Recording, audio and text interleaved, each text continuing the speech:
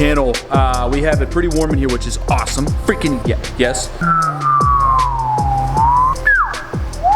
The car has been sitting like that for too long. Some kind of rodent got into the skid plate area of the car, and there's plastic fuel line that runs down along the body. Chewed it. This was like my last priority, but today's the day. I want to drive the car, and it's sad looking like this. And we did a little bit of makeshift body work in the shop, and idiot me didn't cover the car, so there's metallic paint overspray over the whole thing. But I think it'll come off. We'll check that. This looks shorter than the old one. So this is where the fuel line ran down along, and the skid plate was under here. And there was a perfect little bit of distance in between the skid plate and the body for the rodents to just be chilling, okay? So they just decided to stop, take a break, take a little chew on the fuel line. Look, right here you can actually see some chewage on that safety clip. Check that out. It's pretty sweet. But yeah, this is a super easy swap. I already put the fuel line in and put it in the little hanger mount thingies. But all it is a quick connect fitting up on that hard line, that fuel line, the hard line right there. See it exposed, the end's exposed. And then it runs, run in. And it runs over to the fuel tank top hat deal. And it's another quick connect push right onto that fitting. And it's in, which is super nice. One piece. No other fittings, no other connections. Two, one at the front, one at the back, and you're on.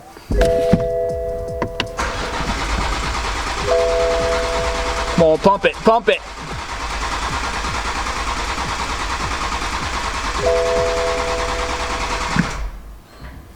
All right. I think we're out of gas.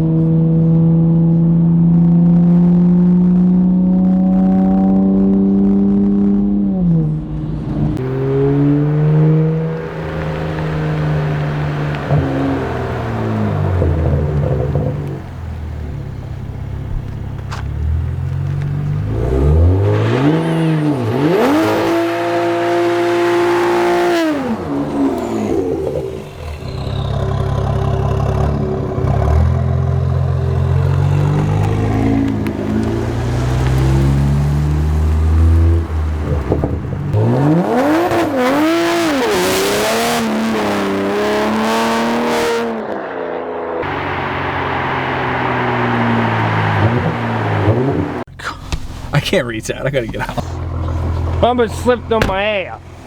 On my ass.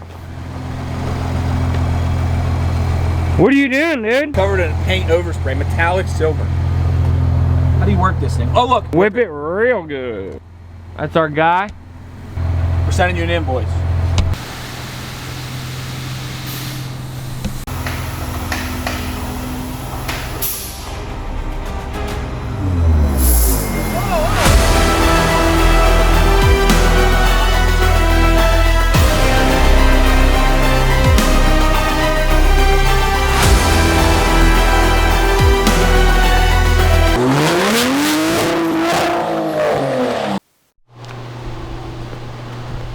All right, as you can see, I didn't get under here yet and clean anything. You can still see the nastiness that's all underneath the hood of this car.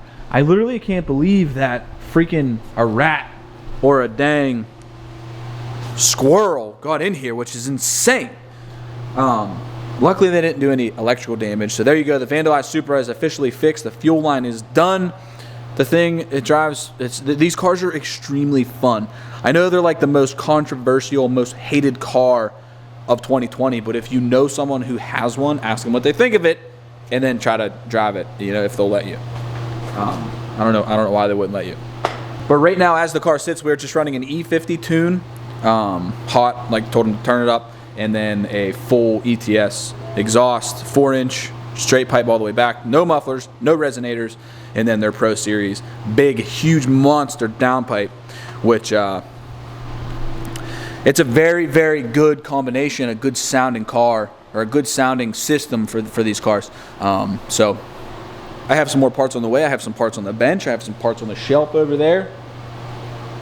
See what happens. But I'm getting ready to do a full tour of my super strange vehicle collection. I have accumulated the strangest vehicles kind of ever. They're really weird. You know, some are nice, some are dumb. But yeah, all right guys, hit that subscribe button, join the family. We are on a new journey here. And I don't know what else to say. So we're out. Peace.